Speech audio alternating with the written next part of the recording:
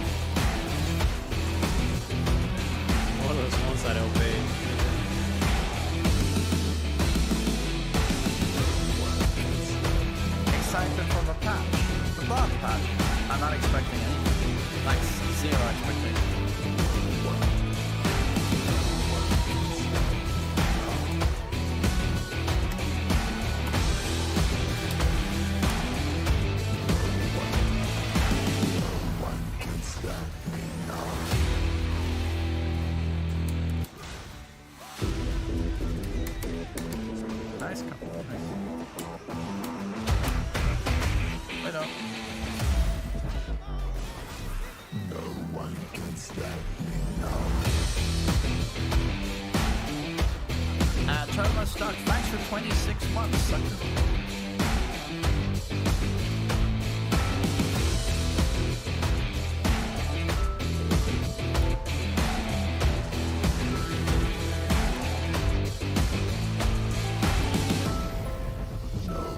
Can stop me now.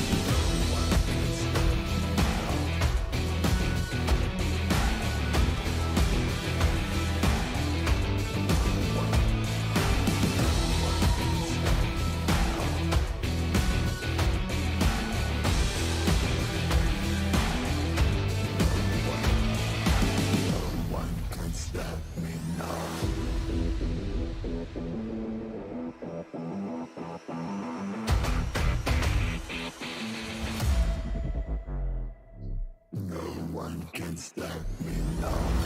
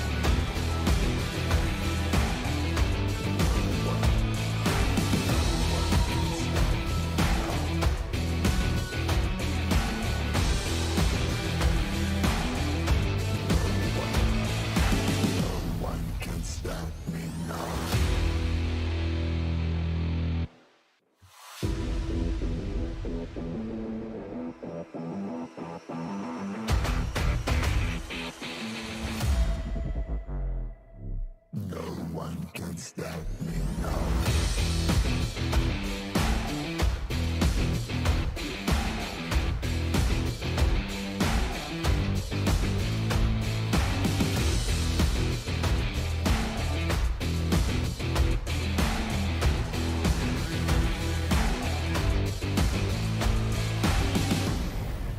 No one can stop me now.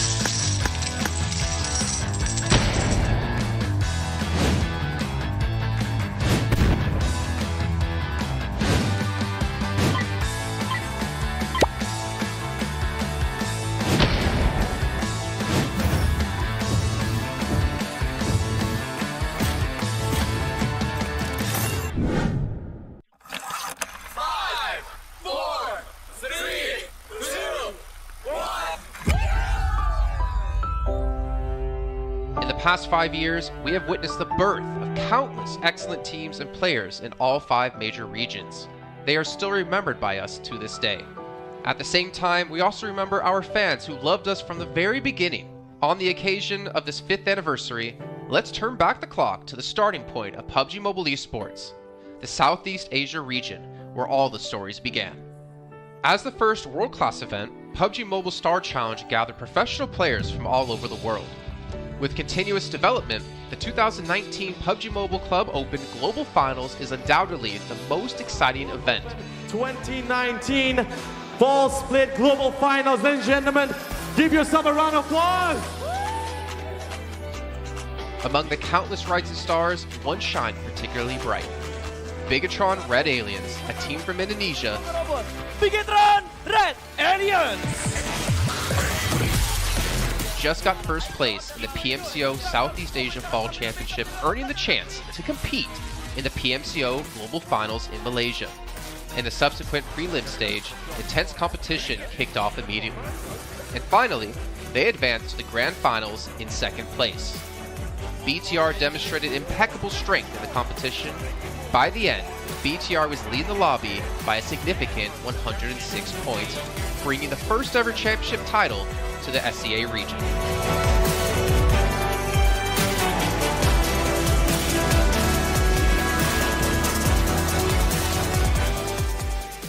Di saat itu siapa yang nggak kenal dengan nama Bigatron gitu? Tim yang punya segudang prestasi, mereka juara dunia di PMCO Global Finals tahun 2019. Mereka banyak banget melahirkan pemain-pemain berbakat, Zuxi, Luxi, Ryzen, Microboy. Terus habis itu Zuxi, Luxi juga saat mereka menjadi juara dunia, mereka berada di masa prime-nya mereka banget.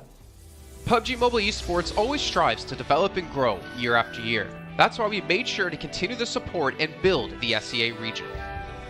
In 2020, the improvement of the competitive schedule introduced the World League, which later became the World Invitational. We also launched the PUBG Mobile Pro League, where even more outstanding teams joined the competitive stage. In the 2020 PMWL, BTR once again clinched the championship in the East. This had given Southeast Asia the title of the strongest region in the world. They hoped to continue their legacy at the PUBG Mobile Global Championship, the pinnacle of PUBG Mobile Esports. However, BTR was not able to repeat the performance from the previous year. Top 2 teams is going to get goal left. This round, winner, chicken dinner, Nova XQL. With the rise of Team Nova, countless brilliant moments were had, but this also left many players with regret. After BTR Red Alien won at the Global Championship in Kuala Lumpur, we thought C region was the best. We thought nobody could beat C region except maybe RRQ Athena, maybe Illuminate the Murder, maybe Mega Conqueror, but C region was the best at the time.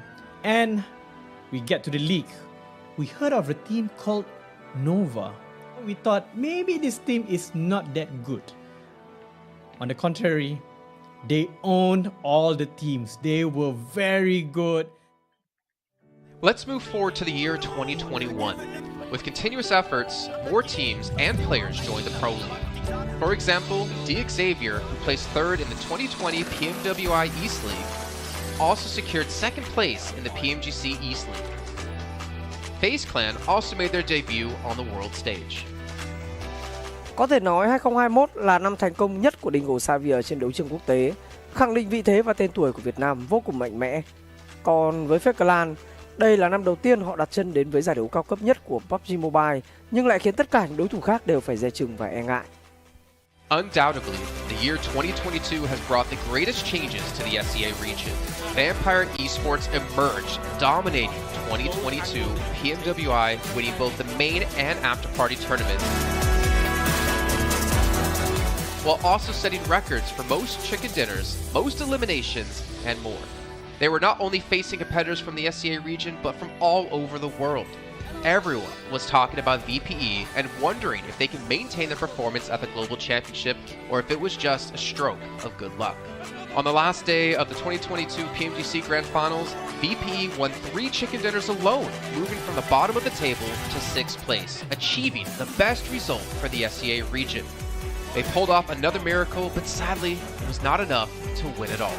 In 2023, VPE continued their impressive performance. They once again won everything at the 2023 PMWI. 2023 PUBG Mobile World Invitational Champions, Vampire Esports!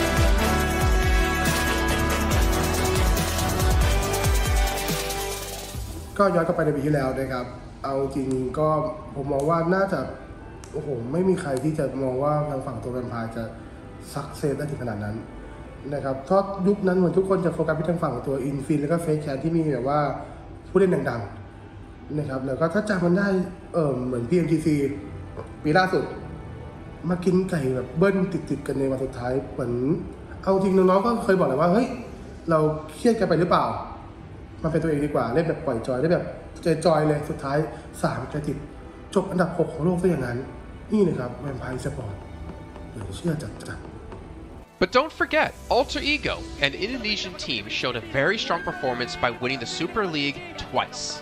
The SCA Super League was an upgrade to the previous championship, which by many is considered to be the most competitive league in PUBG Mobile. They could potentially become the next legend of the SCA region. Untuk dibilang legend, gue rasa belum sih untuk Alter Ego. Walaupun mereka sempat ngedapetin back-to-back champion untuk di PMSL 2023, itu menurut gue hanya sekedar untuk ngasih pembuktian gitu bahwa Indonesia tidak kehabisan pemain berbakat. Ya mungkin contohnya Rosemary gitu.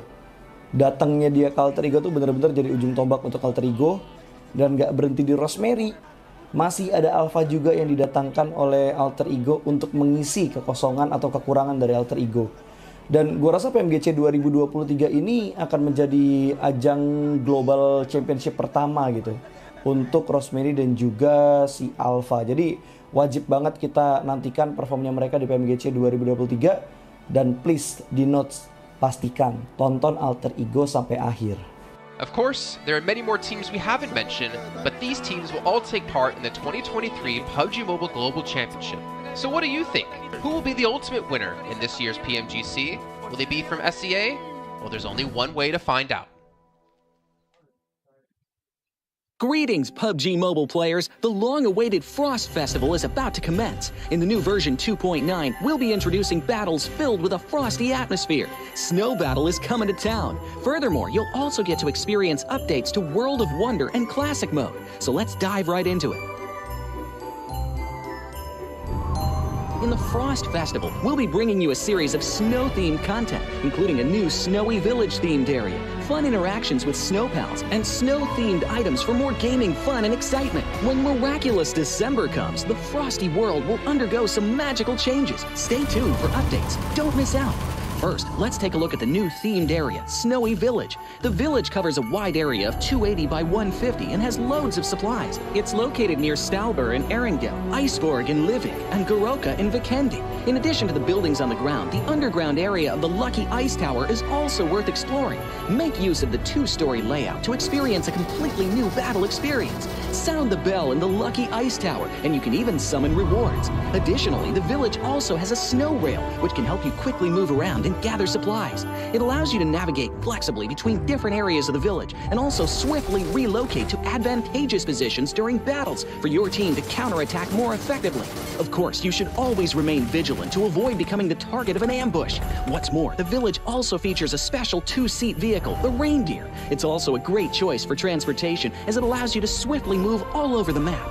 For intense battles, we've also prepared festive and practical battle equipment for you, the Snowball Blaster and Snowboard. The Snowball Blaster can be used in many ways and has loads of functionality. When you aim it at the ground or a building, it can create a snow pile cover for you. When used on enemies, you can temporarily transform them into lively snow pals to restrict their movement. When facing bodies of water, you can use the Snowball Blaster to freeze the surface so that you can walk on it. It's definitely a practical yet entertaining weapon. After transforming into a lively snow pal, you will be unable to use firearms to do battle. You'll only be able to rely on basic actions such as walking, running, jumping, and swimming to evade enemy pursuit. It takes some time before you can revert to your human form. Let's build a snowman together. The snowboard will also bring you a whole new experience. Apart from helping you glide and move on various surfaces, it can also be used with the Snowball Blaster. Explore the many possibilities and use these 2 items to have all kinds of fun. We've also designed various interactive mechanics, such as searching for snow toddlers, lucky ice, and the snow blast zone. When you encounter a lucky snowman on the map, don't be in a rush to leave. There are 4 lost little snowmen hidden near the lucky snowman. Search for the 4 hidden snow toddlers and bring them back to the large snowman. You'll then receive a token of gratitude. There are lots of lucky ice scattered across the map. Shatter the ice to get the supplies inside. Try using a melee weapon to break the ice more easily. Furthermore, you'll find that snow has engulfed some red zones on the map, and the falling snow will bring about many interesting effects. Players within a snow blast zone will be transformed into a lively snow pal if they're hit by the snow.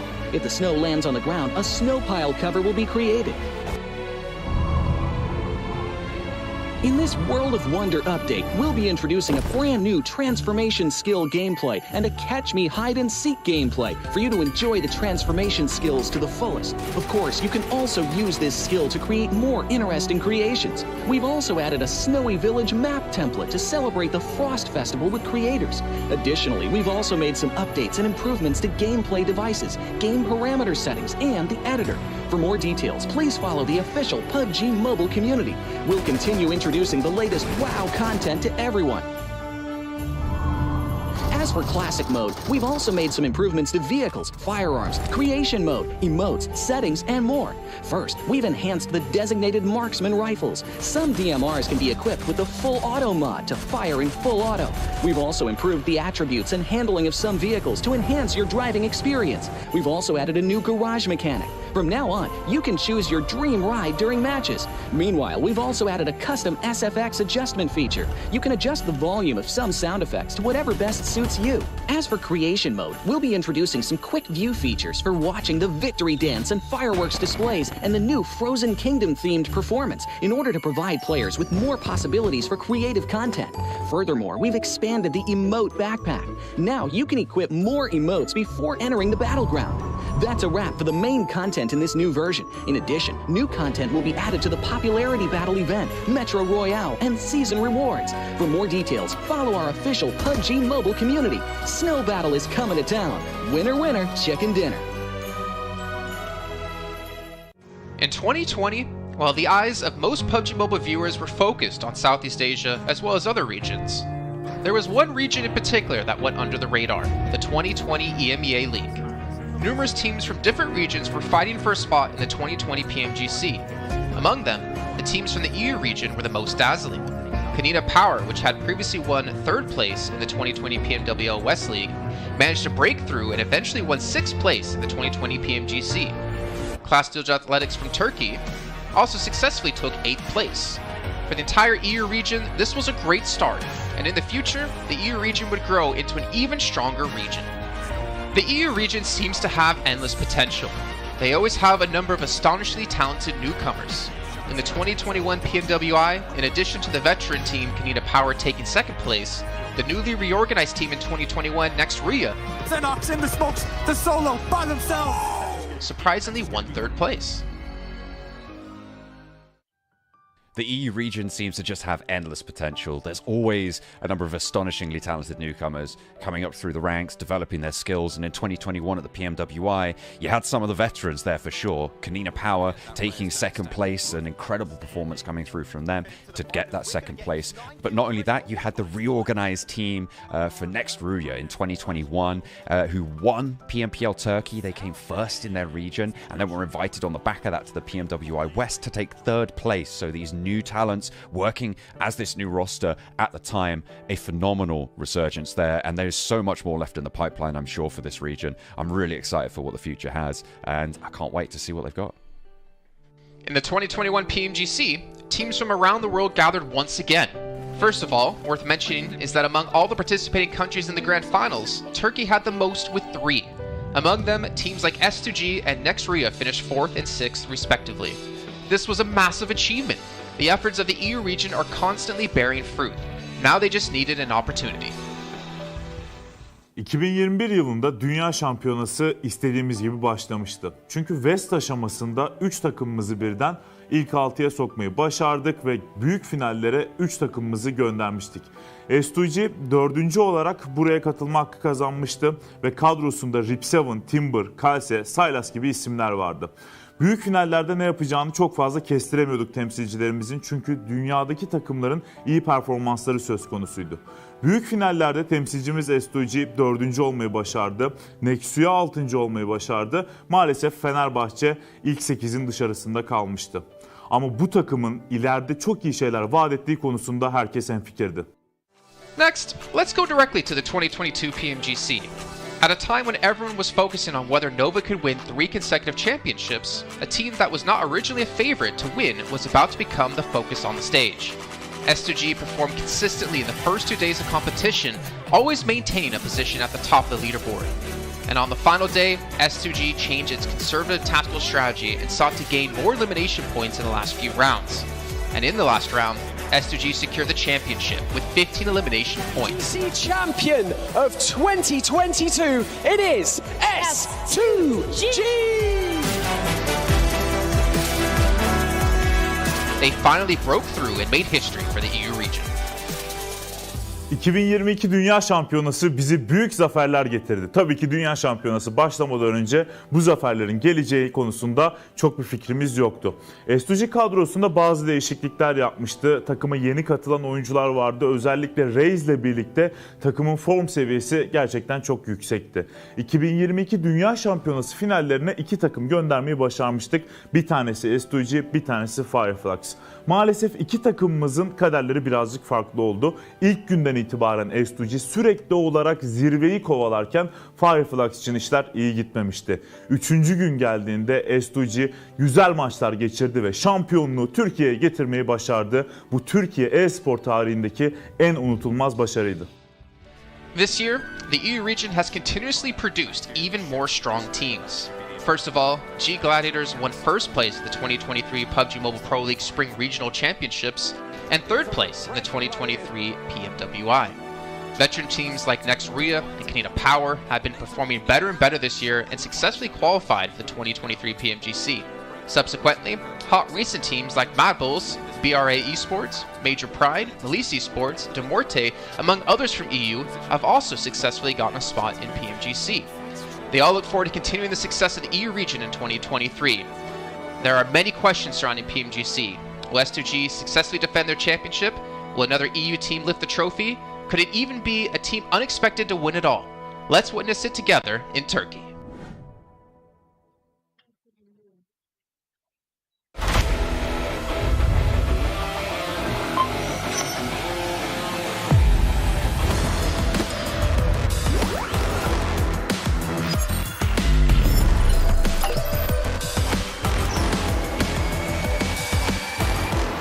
Gold Investigator. Join the Investigator team and let's protect the game's fairness together. 2023 Popularity Annual Gala event tutorial. Hey there, welcome to the 2023 Popularity Annual Gala.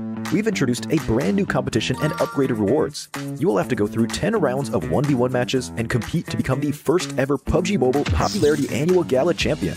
So let's get right to it. New competition, ladder competition. The Popularity Annual Gala event will be utilizing a new ladder promotion system. Players' initial ladder grade will be determined by their battle points at the end of the first round. Ladders are divided into 6 grades: Triple S, Double S, S, A, B, and C, with Triple S being the highest. Ladder promotion rules. Players are ranked based on the popularity they gain during the battle period. For rounds 1 to 9, the ladder results are settled at the end of every round's battle. Apart from ladder grade C, each ladder has 100 spots, with the top 20 promoted, the middle 60 retained, and the bottom 20 demoted. If you're trying to move up the ranks, be sure to stay within your ladder's retained threshold or higher before each round is settled. Additionally, ladder grades can only be promoted or demoted by 1 grade at a time, so your performance in the assignment round is crucial. Be sure not to miss it. Final showdown. Based on the rankings from the previous 9 rounds, round 10 will be the decisive showdown to determine the final rank and ladder grade placement, including the champion of the 2023 Popularity Annual Gala, who will emerge as the ultimate winner. New exclusive rewards. At the end of round 10, rewards will be issued based on the player's ladder grade and final rank. For outstanding players, they will receive exclusive rewards that can showcase their supreme honor both in and outside the game. In-game rewards include the Honor Title, Honor Name Tag, and Honor Avatar Frame, which are sure to make you stand out. Moreover, there are also physical trophies, interviews, custom-made popularity gifts, official social media promotion, game exposure, and other exclusive honorable rewards. Gain global renown both in and outside the game. What are you waiting for? Participate in the 2023 Popularity Annual Gala now.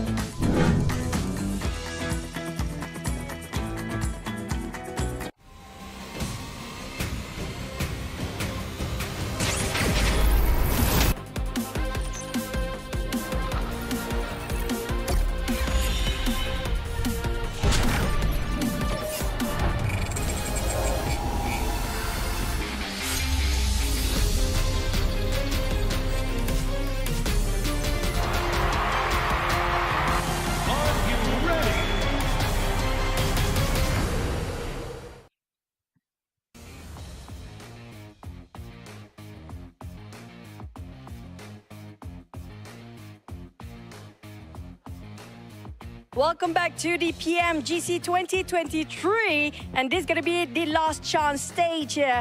And I'm live in Malaysia, Battle Arena PJ, with me none other than Potato coming out from Alter Ego. Now, starting off our questions and brief interview for the day. Now, for Alter Ego, you guys were PMSL champions back-to-back for 2 seasons, but it feels like there's a lot of challenges for you in the PMGC League stage. What was the biggest difference if you compare during the PMSL and even the PMGC now? Oke, jadi buat Alter Ego sendiri, kalian itu back-to-back champion di PMSL dan sekarang kamu berada di survival stage PMGC. Jadi apakah perbedaan di antara PMSL dan PMGC itu sendiri? Oke, kalau perbedaannya menurut kita sih dari segi adaptif di tim-tim global ini ya. Karena dari segi adaptif atau adaptasi mereka sangat-sangat kuat lah. Jadi mereka nggak ada patokan mau gameplay gimana, jadi mereka menyesuaikan dari segi gameplay. Okay, if you ask me the difference between PMSL and PMGC, most of the team at this PMGC, they know how to adapt with the situation. They don't have like one specific play style or they want to play passive or aggressive. No, they're not doing that. They just adapt with the situation and improvise from there. So I guess that's the biggest challenge for them as well then. And now, based on yesterday's matches, are there any adjustments? Since today is your last day playing as well, you have to wait for tomorrow. Will there be any adjustment for your team to just make it for the next stage and get a better result? Oke, jadi buat hari ini adalah hari terakhir buat Alter Ego sendiri. Apakah menurut kamu sendiri ada sesuatu lah yang kamu ngerasa bisa nggak kamu lolos ke survival stage nanti gitu? Apa yang kamu harus lakuin buat kamu lolos ke survival stage? Apa yang harus kita lakuin sih pastinya lebih ke mematangkan kesalahan kemarin ya. Jadi kita belajar banyak dari kesalahan kemarin. Kita benar-benar adjust lah untuk hari ini karena hari ini kita terakhir bermain dan grup green besok masih grup red dan yellow masih bermain.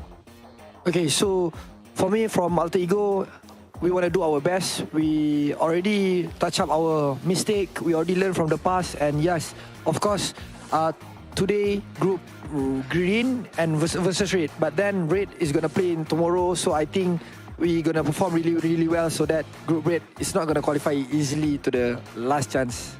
Now I'm going to touch that for a bit more. Since you mentioned about your mistakes yesterday, and it's so hard to actually identify your mistake in a very short time, can you state out some of the mistakes that's quite major for your team?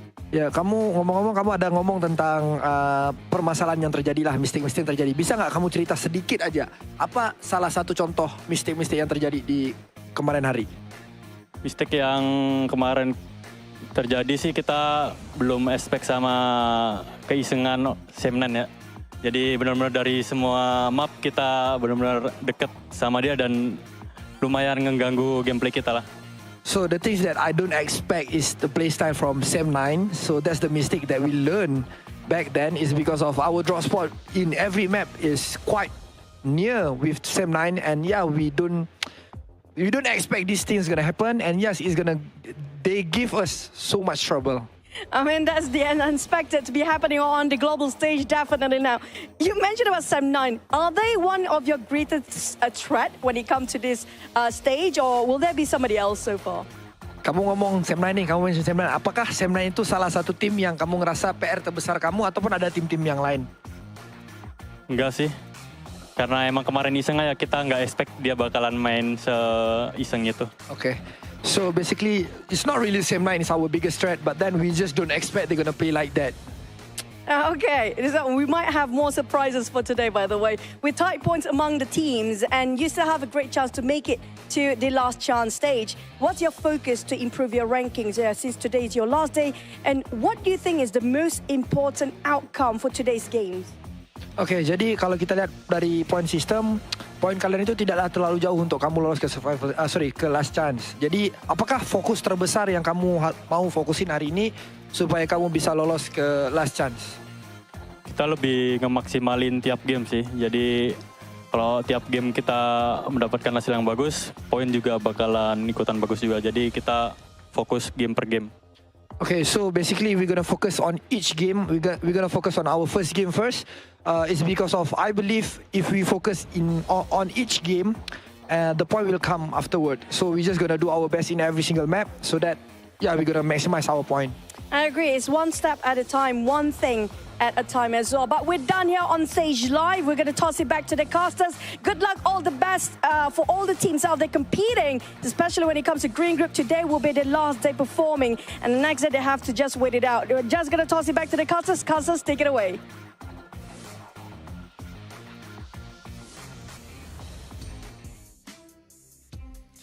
Well, as you heard there, Potato, Alter Ego, and all the teams from Group Green, this is your last chance, your last 6 matches to get as many points as possible and potentially keep yourself in the safe zone. I'm Jason Kappa, and we got Maxman and Kalaris here on the desk to break down everything happening, obviously, yesterday and what's to come up today. And honestly, Max, well, no, wait, I'm not going to go to you, Max. I'm going to go to Kalaris first. Alter Ego had a rough day, to say the least. Yes, they did, and I VOD reviewed them quite extensively. So obviously we heard in the interview there that, you know, Sem9 was one of their downfalls. Luckily for them, they're not playing today. However, I think that is not the issue for them. Yesterday, the issue for them in 4 games out of the 6 was unnecessary risks. You think back to the Sandhawk, you get caught in the water, BTR takes you down, you're done. You think, and the other water scenario on Erangel as well, that was not required whatsoever.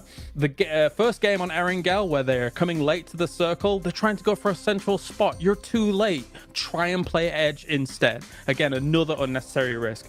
And then finally, Sem9 on Erangel being able to take them out when they're trying to find cars, right? So all of these unnecessary risks that they're taking could be easily mitigated if they're just playing a bit more mature PUBG Mobile and trying to play a bit more of a controlled style. Well, there you go. Before we can hop into some more analysis here, Max, I know you're just ready to talk.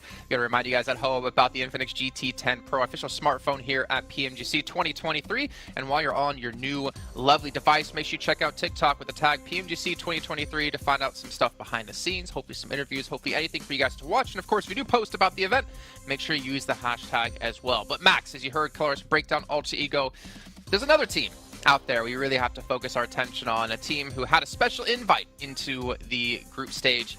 It's G Gladiators. I don't know. I don't know if I want to talk about them. I'm making you talk about them. I don't know if I want to talk about them. I mean, Gladiators, we expect more, right? I still believe in the Gladiators cheese. They're going to cheese until the very end here, Jason. They're going to maybe qualify to the survival stage, to the last chance, should I say, with just a few points. But I want to look onto other teams possibly, because we got also a big shift of groups, right? And one of the few teams that's been added to the mix today that I'm especially excited to see play is going to be Nigma Galaxy. They played exceptionally well back in their Group Red, and especially with Coops, he was the second top fragger of his group. One of the best pickups, I would say, in the entire year of PUBG Mobile Esport, right? With how they are able to take these fights now, how aggressive they are.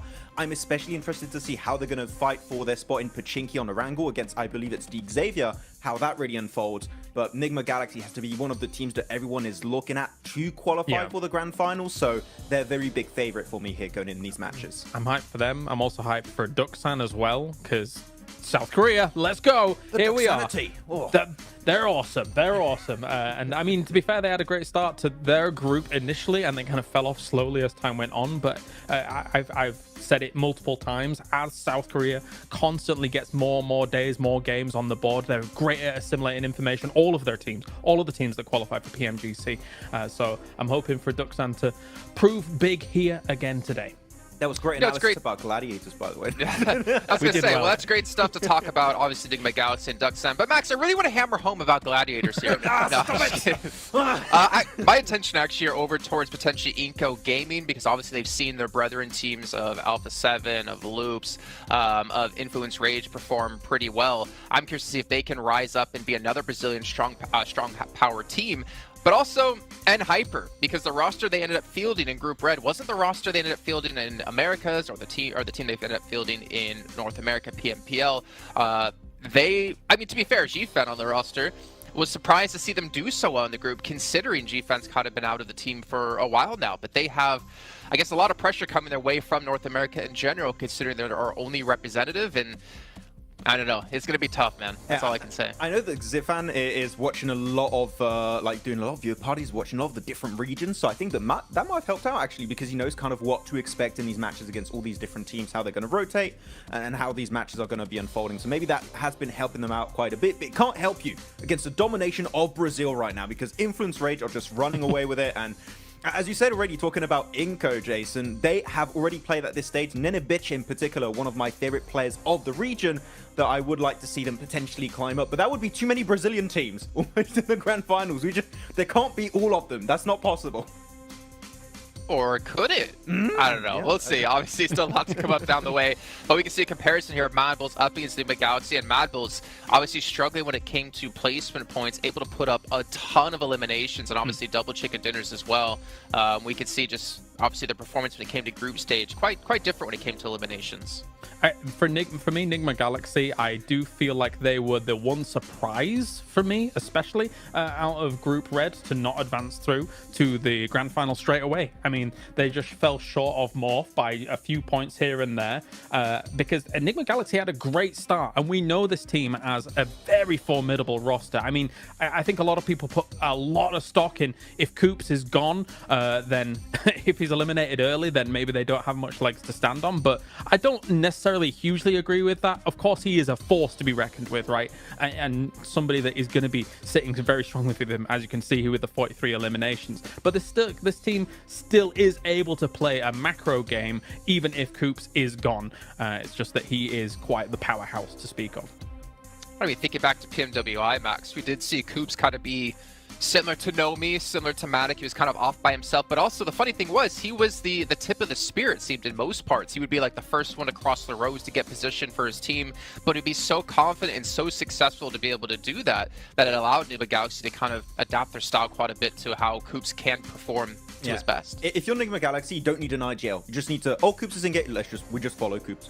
Enable him. No, just enable Coops, exactly, to kind of take these fights, because clearly, as you said, he is the spearhead of these scenarios. He is the one that is leading the charge for this fight, and a lot of the time it's very successful when it works out that way. And the rest of the team, sure, they can frag out. We know Lord, we know Freak, we know how Ralph can also pop off in these matches, but clearly it's just the setup around Coops. If he gets knocked, pick him up. You want to keep him alive as much as possible, which is what I wanted to see almost from Quest with Alhaji, but it's just not been the case. Alhaji's been going out early, so it goes to show how important it is to keep a star player like Coops alive until the very end, because it increases your odds of winning those matches pretty significantly. So yeah, I hope that it's going to work out for them, though.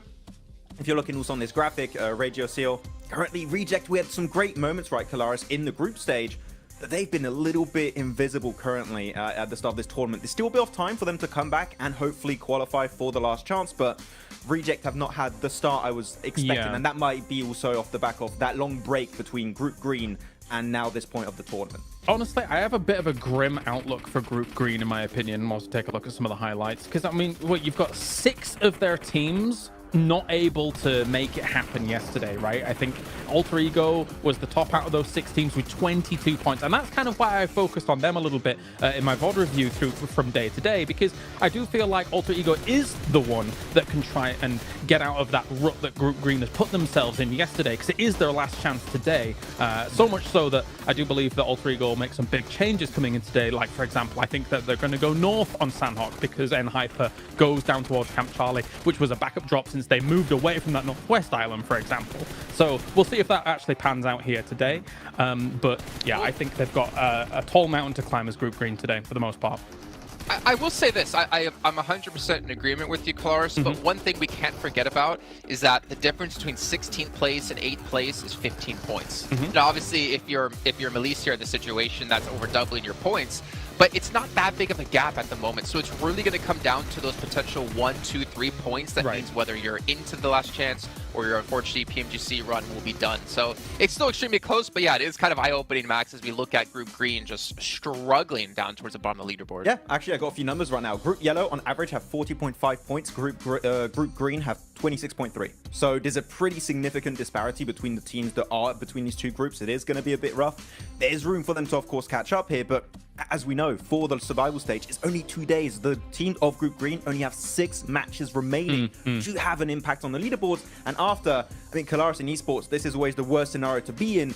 You just got to stay and watch and just hope that the other teams around you don't perform well, which is the most insane situation to be in because you just cannot have the impact you're hoping for anymore. No, for sure. It's a terrifying prospect to actually kind of stare down. For Rejects, of course, I think that obviously right now they got themselves 17 points yesterday. Compare that to the group stage that they had, which was 188 points in total. For me, I don't know if 2 days is enough for Rejects and rotating lobbies for them to gain traction, because Rejects' performances came in the latter stages of their group as a whole, compared to some of the earlier days and the earlier results. That said, as well, there's some uncharacteristic numbers that came out from yesterday. Precision, for example, only 10 eliminations across 6 games. This is a team that can get that in one game, no problem, considering what we saw from them in the group stage. So my eyes are also on them, aside from Alter Ego, because I just think that they're capable of more.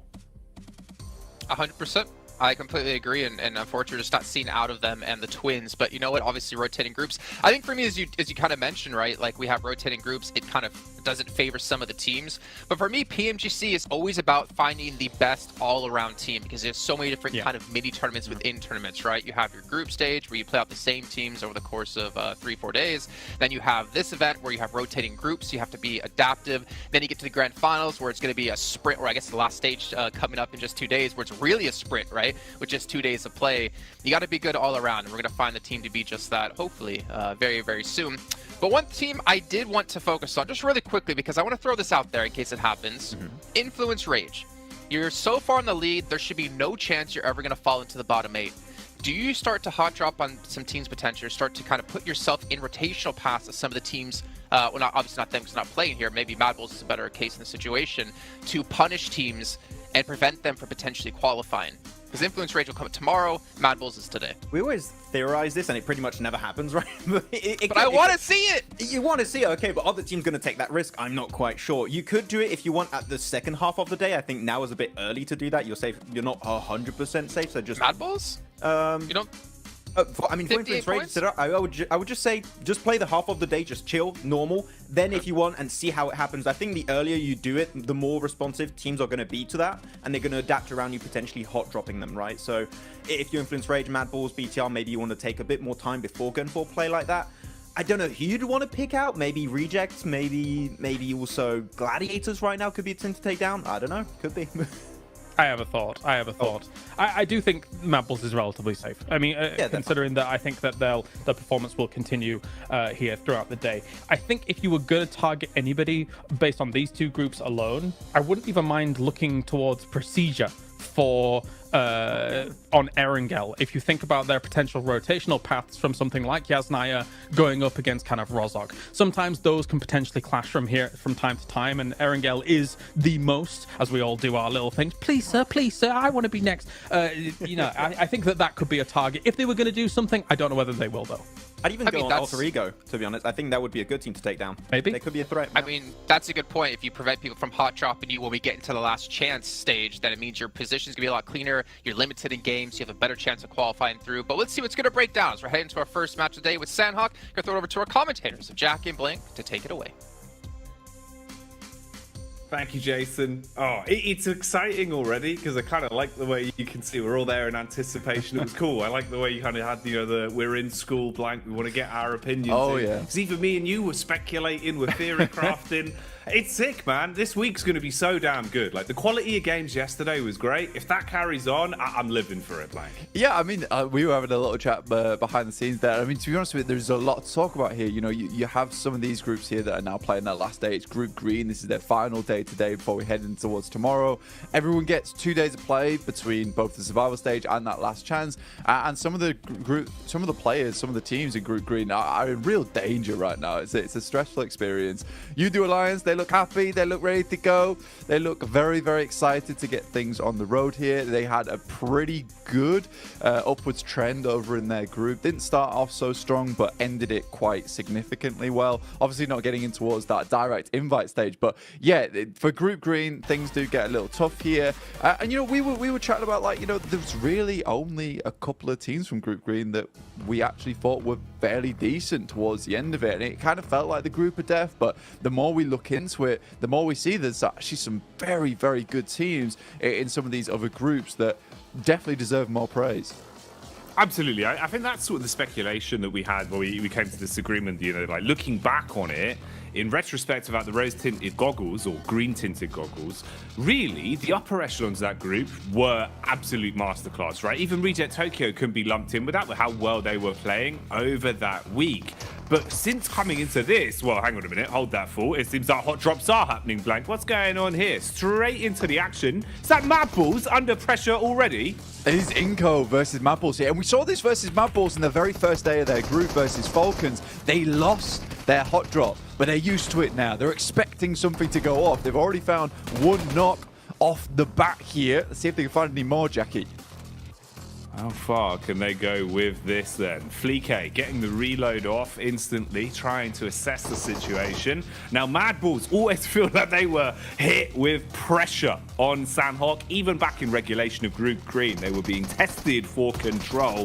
Inco are the ones that are starting to show up here, though. Early damage done. Fleek down by the DBS. Another knock coming in, Blank. Bit of a trade, but now we're seeing them both be severed. Lots of damage across either squad now. It was one apiece, but Inco were able to get that res off there. Vitali will finish off Fleek in the meantime. Zerich desperately trying to hold his own. Becker trying to head down the stairs. Nice little peek out coming through from Inco. Only one Mad Bull left remaining, but it's Tulika. He was having a fantastic day yesterday. Not about to let this game slip out of his hands, but he's only got one teammate left to bring up. But a huge amount of damage onto Squash. Last player alive, Tulika. Can he clutch this out? Oh, is it going to be burned clutch like a used car salesman? Drop down for Squash, seeing if he can clear his way through as the bullets come flying. Tulika calls for the backup of his teammates, rotating further over so he's got room to try and pick him up later if possible. Doesn't peek off the back of the bait of the movement either, so Squash still holding. Frozen expires, and it's all on Tulika for good. No chance of getting his teammates back, so worst case scenario has happened here. Even if either one of these solos get away and give up the final elim, you have crippled yourself coming into the opening game today. And this is it, Blank. They've got to roll with the punches now.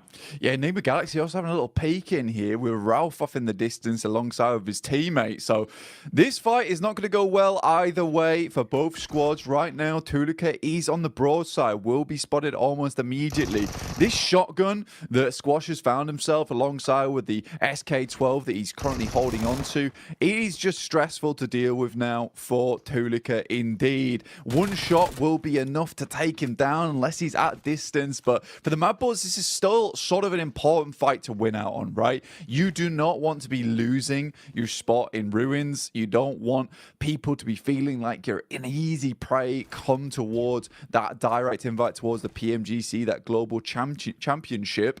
So for anyone watching, all the other teams are already qualified. You know, Mad Bulls having to put on a bit of a performance here, a bit of a display. Goodbye.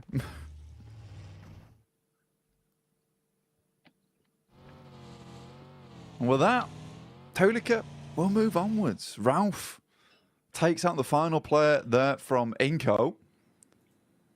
Difficult stuff ahead now for Tulika himself. Be moving forward here, Jackie. Oh man, that is a rough way to start this off, Blank. You know, we're coming into it thinking that we have time to speculate, give a bit of a lay of the land, if you will, for our viewers at home. We got Jason's favourite, just what he ordered, you know, fresh from the oven there, the hot drop specialty. Mad Balls just walking away with just the one man as well. The worst case scenario, really, Blank. And then a third party to steal that last elim. Ooh, wrap that up in a neat little package. If that isn't a little taster of the sort of shenanigans we're going to be seeing today, then I don't know what would be. You know, maybe like a beef stroganoff. Yeah, I mean, for some of these teams, some of these squads, right, it was kind of interesting because we were sort of speculating, is Mad Balls going to want to hot drop? In the end, they have to, but it's Inco who does engage that. And I think for Inco, maybe not the greatest thing to happen. I mean, we were talking about how, you know, here on Sanhok, you do want to try and get as many points as possible, squeeze out as much as possible from this map, because you're only going to see one of it anyway. You don't want to go heavy on these games. Tixie all by his lonesome here. No one else to help him. He's got a DBS versus the three-man squad here of Quest. easy. Straight around the corner. Easy 2-pump, double barrel action. Straight into the face of Kitsune as well. Causes him to go bounding around like a very aggressive bunny rabbit. And he's put the foot down, Blank. At least hits onto a 1. The sprint out as well. Basically just offering themselves up as sacrifice there. Those are some freebies for Gladiators. You get the response in as well for the situation. Get everyone back on their feet. You're going to be happy with that. Yeah, you got to be really, really pleased with the fact that Tixie's able to hold his own on this compound. It is typically where Tixie does play as well, over towards this eastern side, able for the rest of the team to get over towards him as well. And I think that that is nice. That's a nice regroup coming through from Gladiators. A lot of times they've been fairly slow on that approach. If one player is all on his lonesome, backup doesn't come half as quick enough a lot of times. So for Tixie, he is thanking his teammates, clapping them on the back there. That is a very, very pleasing result for Gladiators. Not so much for Quest, currently on 13 points. It's not really looking too good for this team, even after the absolute mad plays we saw from Al Haji yesterday. I don't know how much further Quest is going to be able to get into this tournament, but I think next year is going to be a really good year for Al Haji, no matter what team he's on. I think they've done well, at least in kind of winning the hearts of the fans a little bit as well, with the time we've seen from them on camera, the way they've come across in their interviews, and the resilience we saw, at least in regulation, back in Group Green, right? You know, for them to actually fight through and even still be in the tournament in a position where we can still be talking about them right now, Blank, at least for me, was impressive. It just felt like there was a little bit of room for them to get another step forward. It's a shame how some of the games have gone for Quest, especially yesterday. It was rough. It was raw. Misery back on screens here, though. Evos instantly aggressing, looking to try and build themselves a few points on this one. Misery got the early knock off with the UMP. Redface and Co now moving in to clear out the upper compound as well, and flushing their way through anyone that dares to peek into them. Yeah, it's a nice little fight there from Pasija Evos versus N-Hyper, leaving them down to one player now. And I think for Pasija Evos, this is very well set up. Yesterday didn't look too great for Pasija Evos. I mean, they were doing extremely well over in our group stage, but kind of fell off just a little bit there towards our first day of play for Group Green. 21 points, though. It's not terrible. It's not ideal either, but it's good enough. Pasija Evos, it is just Misery now coming up against some of the players here from NASA. Xenox will open things up. And what more can he get done? Bullets down range early on. It's good high ground, good position to be in. They've got a great understanding of where exactly they could be potentially fought from. Bit of a move on the go here as well, as we see the rotation from Evos off the back of their cleanup. Now finding a bit of a safer compound to play in, but they've been startled, detected from across the road. We're lying in wait. It's Melise of all squads. Hit and miss yesterday, Blank. Honestly, to be fair with you, mate, I feel like we saw a truer test of them, at least in Group Green. You know, from what we saw yesterday, it felt like they were struggling a little bit. Even CEO later, there were times where it felt like this guy was a bit of a one-man army. I don't feel like he was as quick to the mark yesterday. I'm hoping, obviously, with a day of rest, you've come back in a little bit more fresh-faced today. Would like to see some improvements from them today. Yeah, I mean, for the Turkish squad, it's just a little bit difficult for them at the moment. I mean, they've been making a lot of right moves. And I think for an edge team that likes to kind of read into opponents' movements around the map and cut the legs out from underneath them, they did a good job of it in terms of theory, right? In theory, where they were playing, it was all fantastic. Then they were going down to these engagements. They weren't always able to win it out very cleanly with a four-man squad going onwards and just clearing from there. And they ended up just losing games very early on. And this kind of the risk with playing edge a lot of times whilst you're holding out and guarding those edge sides is that if you get into an engagement there, you lose it, right? There's not much chance of getting very much further into the game. For other teams that like to leapfrog from edge and then send towards a kind of a middling position between the center of the circle and the outer side of it, you have much more chance to get further into the game and maybe pick yourself some pretty consistent placement points off the back of it. And we had a really good conversation as well yesterday, or even this morning, actually, bloody hell, mixing up my time zones, all going so quickly right now, where we were talking about, you know, look, some of these teams yesterday just came out absolutely swinging, and I think in this format you have to, whereas other teams sort of got in their own heads a bit. Yeah, that was one of the big focal points we were kind of sort of umming and ahhing over, about how you could see the difference of, let's say, a team like Influence Rage, who came out just playing their style, just absolutely giving it, right? Any opportunity they had to just swing on a fight, play confidently, going into an engagement basically thinking, you know, we've already won this. They're just thinking about the points being in their pocket.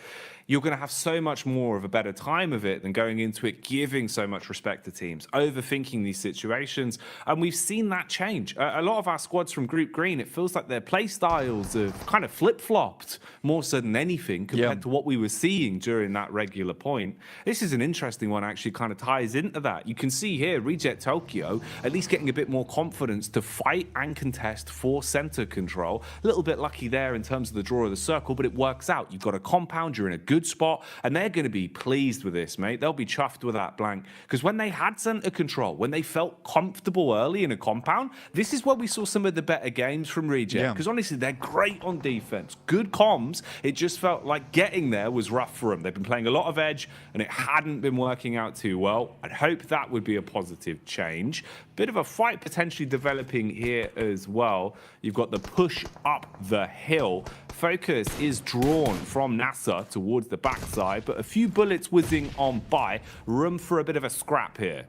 Yeah, I think for Enigma Galaxy as well as NASA, this is a case where potentially Enigma Galaxy will just think about just swinging wide of this, potentially trying to get in underneath towards Painan. I think Enigma Galaxy is a team that is very well known for some of their more smart rotations. A little bit of a scout there from Ralph. He's in very much danger now of taking a knock. Luckily, the vehicle is going at a strong 90 miles per hour. Alter Ego zooming in towards where Reject is playing. Already, Octa gets taken down here. They try and take control of one edge, but Reject has penned them in, locks them into one location. Now the nades can start to come through. There's a lot of damage off the back there. In the meantime, Duxan does take down Ralph. We talked about him earlier being very, very low.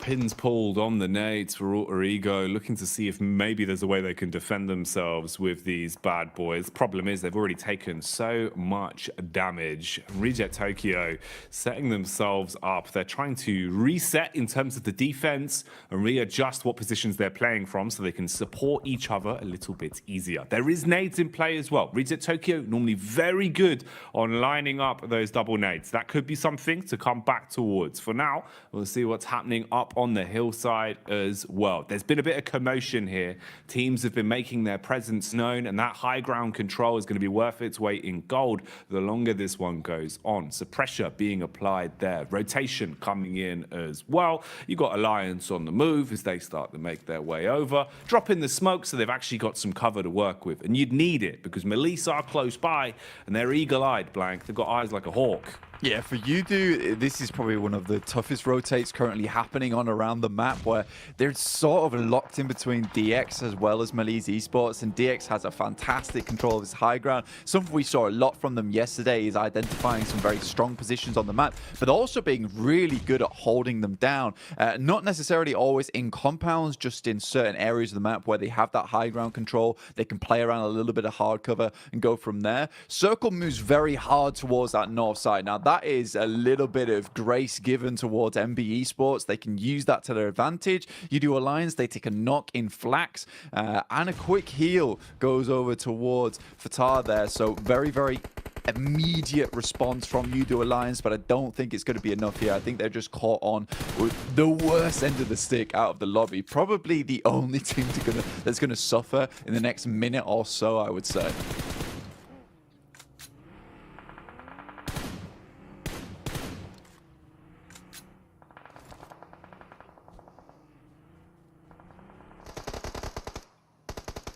Malise Esports on this side of the map. Now, Kissu does go down. Poser has a nade in hand. We'll send it over towards Nisa, but Malise Esports, again, just crumbling a lot during these days. Again, Nisa, 5 eliminations found so far. Really, really good stuff from them. I think this is interesting because it is a lot of these squads that we see a fair few times that just coming